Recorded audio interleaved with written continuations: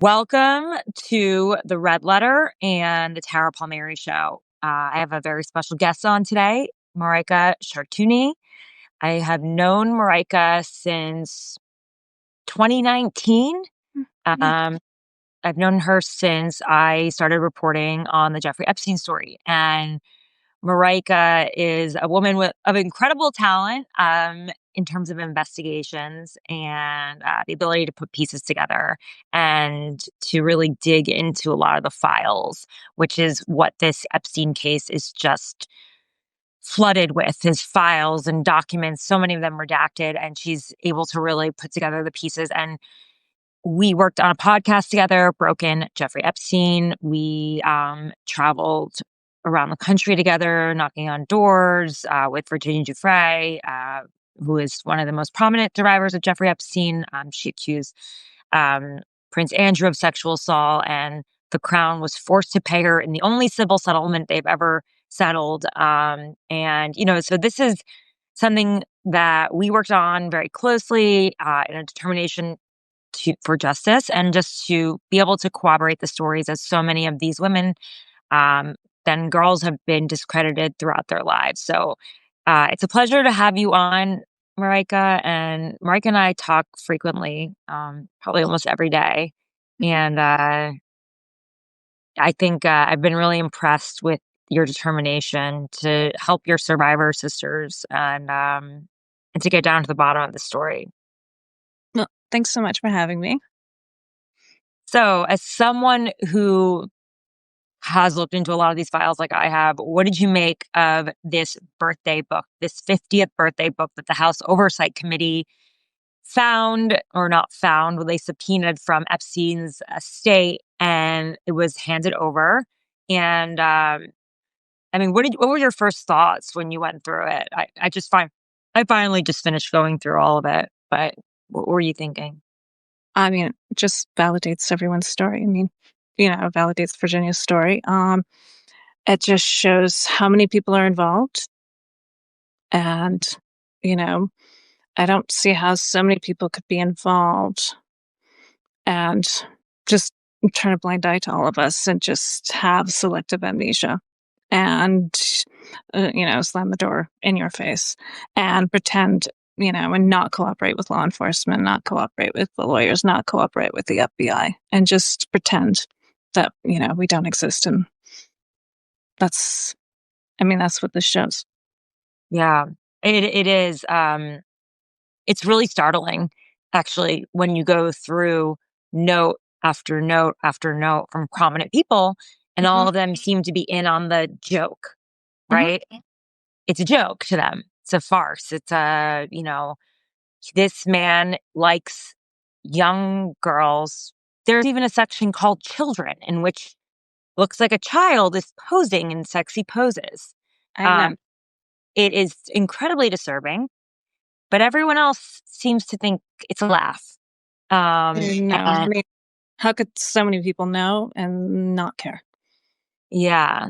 It reminds me of some of my reporting going back to his 40th birthday, when they sang a song to him in front of everyone, Les Wexner, many other very powerful men, about his 24-hour erections and schoolgirl crushes. So 10 years ago, they were already laughing about all of this.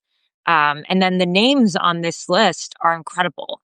Heads of financial institutions like Leon Black, who's talking about his quote unquote wet dream, blonde, red, or brunette spread out. This is geographically, I'm just quoting his note to Giuffre Epstein, calling him the old man and the sea, and talking about him as a lover. A little, Bill Clinton saying his childlike curiosity. What does that mean? It's the whole thing is about naked women. I mean, there's literally a cartoon of him being massaged all over his body by naked, I know, not women, girls. It shows that they're complicit, doesn't it? Yeah, it shows that they were in the very least enablers and did nothing about it. And at some point, when you don't do something about a crime, or you don't do anything about it, at what point are you among the guilty yourself, right? I mean, even now, I remember in 2020 when we were traveling around, and a lot of times we were knocking on the doors of just women, right? Who were there and asking them to help us, corroborate the story or give us their recollection. They slammed the door in your face and Virginia's face. And, was it so hard for them to say what they saw? Did they feel shame because they didn't do anything about it? Did they just not want to be associated with Jeffrey Epstein? A pedophile, known pedophile. So many of those women, by the way, came back into his life after he got out of prison as a sex offender in 2008, and they helped him be they helped him be reingratiated into society. They normalized him. These Right. adult women that were also there. Um, obviously the biggest quote unquote surprise. I don't know if you would say it was a surprise, but President Trump has vehemently disputed that he wrote this letter and this kind of note to Jeffrey Epstein for his 50th birthday in this birthday book that we're talking about. And in it, he says, "We have one thing in common, Jeffrey, and may every day be another wonderful secret." Suggesting that they have this sort of shared secret, and it's in the body of a Mhm. woman, a naked woman, and his handwriting is where like the pubic hair would be, that his signature, and somehow the White House is saying that that is not his signature. I mean, that's absurd, right? I mean, what do you think about these denials? Like when President Trump says something like, "This is a dead issue." That's what he called it this morning when asked about it. I mean I mean what do you say to that? I mean, it's pretty obvious that they're just gonna deny and deny and deny it. Um, are they just trying to control the narrative? I mean, when a child gets in trouble or gets caught doing something wrong, they usually lie, right? Yeah, yeah, no, it's true. I mean, the other thing that was interesting, and I didn't know about this, and it wasn't reported, was there is a picture of a check supposedly signed by Donald Trump. And Mm, granted, it doesn't really look like his signature in this one, but uh, the note says it's Jeffrey with his friend Paul. I'm blanking on his last name. Do you remember this man's last name? He's no. Okay, so it's Jeffrey, a friend, and a woman and girl. We don't Mhm. know. Her face is blacked out, and it says, "quote Jeffrey showing early talents with money." Oh, and they're holding a big check signed by Donald Trump for $22,500, assuming that this is in payment for the girl. Right? This is what you are supposed to assume from this picture. Jeffrey showing early talents with money and women sells fully depreciated to Donald Trump for 22,500. Showed early people skills too, even though I handled the deal, I didn't get any money on the girl. I mean, it's a joke. It's a joke to them. Mhm. It just shows how complicit they are and how they what else can you say? It's just kind of mind-boggling. There's really no words to put to it. Um, you know, I mean I don't even know how to respond to that, you know? I know. It's upsetting. Yeah, Um, yeah, Tammy said that grosses me out more than the drawing. And in a lot of ways it does, because it's just, very dehumanizing. it is. It really is. It's dehumanizing. And I know with President Trump's comments, I could grab him by the pussy. They said, that's just locker room talk, right? But at what point, you know, is it an awareness of a crime and just looking the other way? And not that that's right. Grabbing someone by the pussy is a crime. This is crime, affecting children. And it's just a joke. This is all like, it's just, people say to me a lot, "Oh, it was a different time But then, Tara. It was a different time then." Do you hear that a lot, Marijke? It was a different time then? yeah, but that's, rationalizing it. Yeah. Yeah.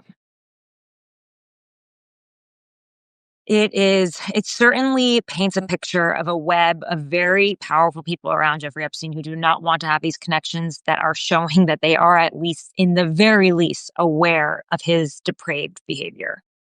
Mhm. Yeah, I mean, they got called out, but with releasing this. It doesn't make you hopeful that there'll be more information that comes out? I hope so. I think everyone hopes so. How do you feel realistically? I know you're a realist, so Um, it's political, so we we don't know. yeah, yeah. Speaking of which, I thought you did something very brave last week. Marijke actually whipped votes or tried to. I don't know if you want to tell the story about what happened in the airport with Harriet Hageman, the Republican congresswoman from Wyoming. She is the Cheney slayer. She was the one who brought down Liz Cheney after Liz Cheney led the January 6th committee.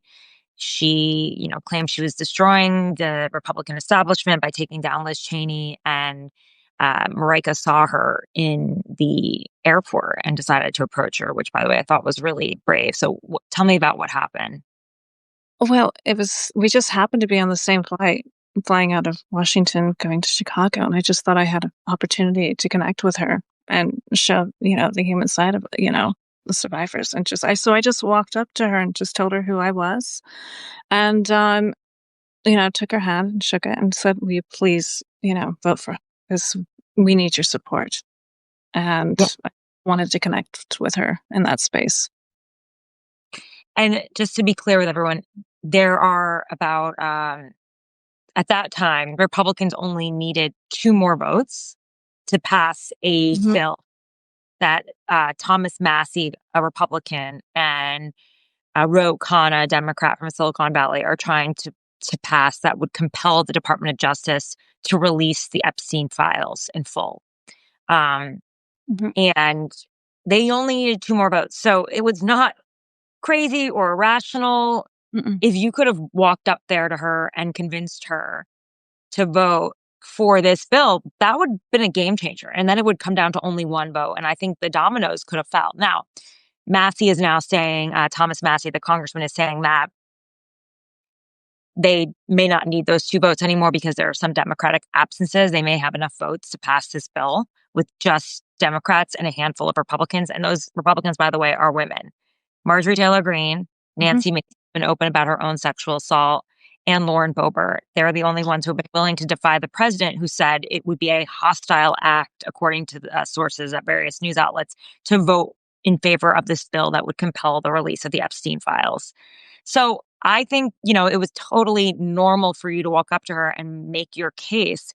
The thing that I found to be pretty upsetting, because I know we spoke after you had this conversation with the congresswoman, was what she told you. Um, I don't know if you want to relay that to Yeah, I everyone. mean, she said she did. And she looked at me. The conversation was very brief, and I explaining who I was, and I got a little teary eyed. I don't even know why. I think it was just a very emotional week too, and just connecting with someone that does have, the power to make a difference. Mm, I think that. I mean, it was a lot of emotions at once. And she said, "I did." She just said, yeah, "I yes." And I mean, it was her, and then she we parted ways. which she meant. She said, "I voted yes," which obviously I thought for a second. I was like, "Wait, she did? She's voting with them?" And I did a little Google search, and then I thought, "Oh no, she means she voted for the countermeasure, which would essentially kick this Epstein quote unquote probe back to the House Oversight Committee." Mhm. And as we know, the committee is very much controlled by the president of the United States. It is run by Republicans, James Comer. I mean, they finally agreed to subpoena Alex Acosta, who was the U.S. attorney at the time, and hatched the sweetheart deal in 2008 for Jeffrey Epstein. Um, yeah, I thought that was I know. a really telling moment because she really Yep. did have the power, and instead, sort of, I know. I think, It I was think just it was deceptive. really disappointing. But I mean, as an I mean, we kind of feel helpless. That's the problem. Yeah, Again, being re-traumatized by, politicians. I know. I wrote this in my Substack note that, I'm used to being lied to by politicians. I'm a journalist. I Mhm. think we all are, but to like have someone straight to your face after you just flew in from Washington State Mhm. and we're rallying out on the lawn outside of the Capitol and supporting your survivor sisters and like having a lot of really emotional moments. I mean, you reconnected with the woman who recruited you to Jeffrey Epstein for the first time. Mm. Um, you had this was a really historic, important moment to Mhm. sort of have it end that way with someone just, I know. It ended on a note which was, I don't wanna say it was telling, but it was just like it it's hard to, like, articulate. We were, like, doing a lot of interviews. We were there connecting with each other. We were doing the rally, talking to a lot of politicians. I mean, we felt very vulnerable, and, um and I felt like I had to take that opportunity to, even be more vulnerable and ask for more support. And I couldn't pass that opportunity up. yeah. No, I think why not? I mean, that's your Yeah. shot. Mhm.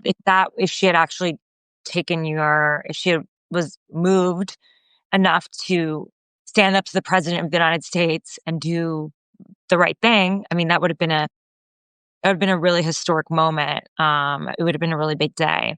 Mhm. But she's now very firmly a part of the establishment she claims she came in there trying to take down, right? Uh, it's just it's President Trump's establishment at this point. It's his swamp. And I did think it was really interesting to me what Thomas Massie said uh, last week when he said that this story is really about draining the swamp because, as you know, and I know, if you look at those names in that 50th birthday book, right? If you look at the names in the little black book, if you look at the people that Epstein donated to, if you look at the financial institutions around him, so many of those people are the donors, the wealthy donors to the Washington system, the ecosystem of Washington. And it's so incestuous. And so to truly root that out, you're you're destroying the system that they all make money off of. Yeah. I know, it's an uphill battle. But you've been working on it for a long time, which I'm so impressed with. I Um, Virginia and Maria have been doing it much longer. I mean, Virginia's no longer with us, sadly, but, I mean, she inspired so many survivors to speak out, including me. And, I mean, Maria's been doing this since, 1996. I mean, this mhm, is I mean, that's like, what, 30 years? I yeah, mean, I've only been doing this for 6. yeah. When you think about it that way, right? I know. But um, I do think it's important because it's clear that law enforcement's not interested in helping, right? Um, it's clear that the politicians, maybe some of them are, um, unclear, right? It has, Yeah. I mean, there's how, a little glimmer of hope. I mean, it's like, to think there are some good guys out there that do wanna help. yeah. Does it feel like the survivors are the only ones who have their own who are truly pushing the story forward? Do you feel like you're kind of stuck doing this for yourself because there's no one else to fight for you? You have to fight for yourself. And we have each other, and we're not going away. I'll just say that. And if anything, that's just kinda galvanized us and made us stronger. And, we're just gonna keep on pushing and fighting. Yeah. The one thing I gathered, so when Lisa Phillips, who was a very rousing survivor on the steps of the Capitol Hill, when she said we're going to come up with our own list, I Mhm. sensed there was like a lot of excitement or just like energy coming Mhm. um, from her and the support that she felt from the survivors. But I have to say, like later on at night, I sensed when I was talking to the survivors that like there's actually a lot of fear that they understand that what Lisa is suggesting is not an easy route for them. And that, No, I mean, I think it was maybe a little bit taken out of context. I think it definitely, made headlines. Um, and it was sensational. Um, and got lots of attention, but it's not up to us. It's far too dangerous to yeah, release. That's up to law enforcement. That's up to government. It's up to the lawyers. It's not up to us. yeah, Evan said there needs to be a nonprofit providing security for you all. And I do think people don't understand the level of harassment that goes on behind the scenes, um, to whistleblowers, to survivors, to truth tellers, even, the lawyers, to Mhm, journalists, when it comes to this story because of the powers that be and how they would like it to go away. mhm, Uh, I think about what Lisa said too, and I also spoke with Sigrid McCauley, who I believe is your lawyer, right? But mhm, and she said, you know, they that these that the survivors want the Epstein files be public because it takes the burden off of them mhm. to have to say the names, because the burden, if they say it, even if it's true, they're going to be sued for defamation. They're going to be in court for the rest of their lives. I mean, look at what Virginia was, one of the few women who came forward and told her story. I mean, I know. uh, and you and I remember this. Yeah. She was broken down from the battles that she suffered because of it. And she, more than anyone, wanted these files released and wanted the names released. And if anything, this book, you know, being released, like, validates her story, Yeah. validates, everything that she told us. So, um, she received, so much hate, and she received, everyone calling her a liar, and, but I mean, for what? Yeah. Yeah. And It she was, it was yeah. exactly. I mean, I one of the survivors said we wouldn't be here without her. Mhm. But in a way, I feel like she sacrificed herself for the movement. Yeah. Um, Yeah. I I mean, think she really did. yeah, her bravery really, touched a lot of people. But it came at a toll. It It did. came at a personal toll. We saw it up Mhm. close. Mhm. Yeah, Yeah. that was, Yeah. yeah, Um, justice, and yeah. she really wanted to hold everyone accountable. Yeah, she did. And Yeah. and if It's anything, we're just fighting on her behalf now, and that's what we do. And it was hard. yeah. Yeah, it's hard. It's been I mean, hard for but you know, we're here as a collective now to fight right.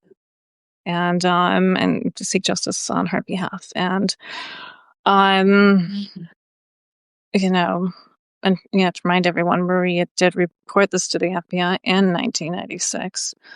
Um, and Maria's been waiting for justice for 30 years. Mm.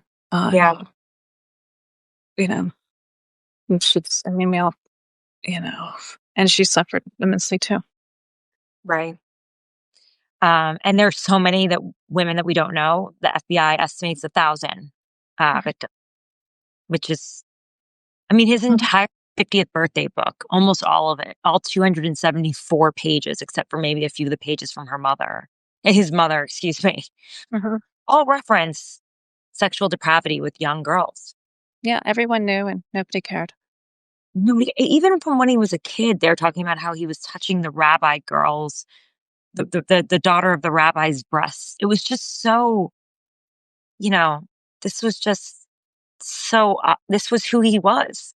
Mhm, Um, yeah, I mean, the book is truly illuminating. It's hard to look away, and it's in handwriting. It's, you know, it's real. There's no, this is a Democratic hoax. Like, this is not, this is a real thing. But we'll see. I mean, the estate came forward with some evidence. I doubt the Justice Department, even if they are compelled by this law, will actually release anything. Because a lot of men fought really hard to make sure that their names were redacted, Mm-hmm. right? I mean, that was a big part of it in court. They fought really hard. They were very powerful men and spent a lot of money to make sure their names were redacted. Mm-hmm. Yeah. And Yeah. And I get,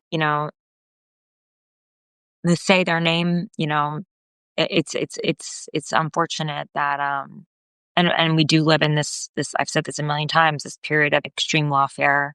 The burden of proof is on the victims and the survivors, many of whom were younger and, kids. They don't have, the proof per se. Some do, some others don't. And it was so complicated because he made them all feel like they were guilty because they had recruited their own friends. Like, that was the one thing I found so interesting in the story of Courtney Wild, who was recruited at 13, I think, or 12 or 13, mm-hmm. and brought her best friends from school and their friends. And they created that pyramid scheme in that high school outside of Palm Beach. And they basically convinced that all the girls that they were all prostitutes and they were all the ones in trouble when Giuffre was being investigated. And they offered Giuffre offered them lawyers to protect them. They thought they needed protection. Yeah. And he was playing with the minds of children, teenage girls. I think what people forget about that all the time. And he really did. He really did. They preyed on the vulnerable, and I think that's something you're going to see too from Virginia's book too. And How much manipulation there was. mhm. And we've talked about this too. There are so many girls. There are so many girls who have decided to take their own lives, and we don't even know how many, but we know a handful at least. And Um, yeah, and a lot of them suffered from addiction problems as well. I know. I mean, he ruined so many people's lives. I mean, and so many are like lasting, the lasting harm from like talking to so many different victims. I mean, it's kind of devastating. but it was all a laugh, right? But it's like a laugh. It's a That's laugh. just a joke. It's just a transaction. I mean, they're just, I'm no different than a, fancy car. That's how they're looked at. Yeah. They're just property. I mean, it's, if they're, I mean, it's, I mean, I mean, the level of depravity. I don't know. Yeah. Yeah. Yep. Like, And even the story in the New York Times, which I highlighted, that shows that JP Morgan was willing to continue to bank his money after he was indicted for being a sex offender. Like, I think they said he was a level 3 sex offender, which means he was most likely to resume. yeah, reattend. Yeah. Well, money's more important than people. The thing that really upset me, Marijke, was reading that JP Morgan was setting up bank accounts for girls that were under 18 without any I know. of who they were. I know. Yeah. And it went all the way to the top. It was all the way at the top. It was all the way to Jess Staley, who was sipping a white wine in a hot tub, emailing Epstein about Snow White or Beauty and the Beast. Which girl would he get next? And just those two lines again. I mean, again, take away the person's humanity. Yeah, And exactly. good joke. Right. Is there any hope here? Is there anything positive to end with on this? Like, what do you? Is there a bright spot for you? Well, the Survivor Sisters, we all have each other, and we're Mhm. supporting each other, and if anything, this just galvanized us to, work and be louder and to speak out And a lot of women just recently came forward that have never come forward. And I think more will. And yeah, we're not going away. Yeah. Uh, there needs to be more accountability. Right. And if anything, I think the public wants to see more accountability. I mean, that's been helpful. That's been nice to see. Anushka DeGiorgio, who spoke on Capitol Hill, was always had a Jane Doe pseudonym. She never came out with her own name. Mhm, And she was there on the lawn. mhm, She spoke out for the first time as herself. mhm, Which I think was very powerful. A lot of women, then girls, came out finally, even though she cooperated in the Ghislaine Maxwell trial, but under the pseudonym. That was really powerful. And she spoke directly to Trump and said, "You have the power, do this now." And what a lot of people don't know is that she actually has a history with President Trump, that she dated him. mhm. Yeah. So, and that I think she was actually connected to him through Glenn, I believe, at some point. I mean, I think that she dated him as an adult, but um, it's all very incestuous. I think also from that book, I just realized that Trump is, I've been reporting on their friendship, but you look at that Mhm, book, referenced twice in the book. One, the girl that they supposedly, you know, sold to, mhm, even if it's just a gag thing, mhm. um, but also the letter. And so it just reminds you, like, this person is twice mentioned in his 50th birthday book. I know. He's a friend. He's on the friends list. So was Bill Clinton. So were a number of other luminaries. Wonder who the two that were blocked out were. I know. I think maybe they were foreign dignitaries or something like that. I don't know. I know. It is curious. Curious. It's the redactions. All right. Anything you want to say to last words? I'm no, I mean, we're still going to be speaking out. Everyone that I know and everyone I talk to. I mean, we're not going away.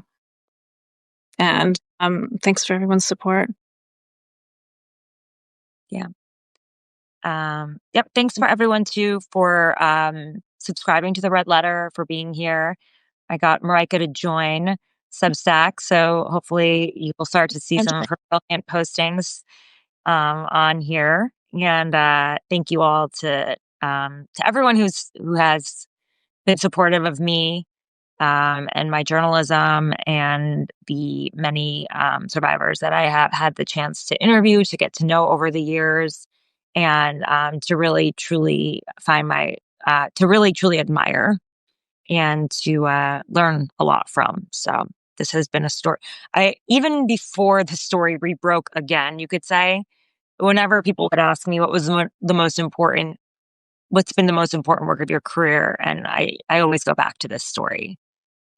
This has been the most important work of my career, and I've covered politics, corruption, city hall, moved to Europe, lived in Brussels, was a White House correspondent, but to me, this one has always been a story very close to me, and it's because of the people that I have met while doing it and working on it, and feeling like, you know, there's if there's one thing that's truly matters in life, it's making sure that we have justice for everyone in this country. So, and not just in this country, everywhere, but that um we make sure that all voices are heard. yes. Well, we appreciate your work. Thank you. Of course. No, thank you. Couldn't do it without you guys. Without you too, specifically. Okay. Thanks everybody. And I'll be back again this week with some more reporting. It's just breaking so quickly. Who knows what will happen by the end of the day? What will come forward. Okay. Bye. Okay. Bye. I want to thank my producer, Eric Abinate, Adam Stewart, who handles my thumbnails, and Abby Baker on my social media. If you want to support my independent journalism and get my scoops straight to your inbox, please sign up for the Red Letter. You can do that by going to tarapalmeri.com. That's TARAPALMERI.com. You can obviously share this with your friends, like, subscribe, leave a written review. I'm not backing down. I'm back from my vacation. I feel so much stronger. Thank you to all of you who have sent me notes. Just turned 38, and it's going to be 30 great. And I really feel positive about what I am able to accomplish with this community, what we can all do. And I appreciate all the tips and everything you've sent to me. And of course, I'll be in DC on Wednesday. So check out my social media. I'll be on MSNBC. I'll be on Nicole Wallace's show. I'll be doing a live on Substack with Terry Moran. You can go to Substack. I'm on there at Tara Palmeri, and I'll be live from the Capitol. So check out all of my social media. Check out my podcasts, everything. I will be there. Twitter, X, whatever they're calling it now. I'll be back again soon.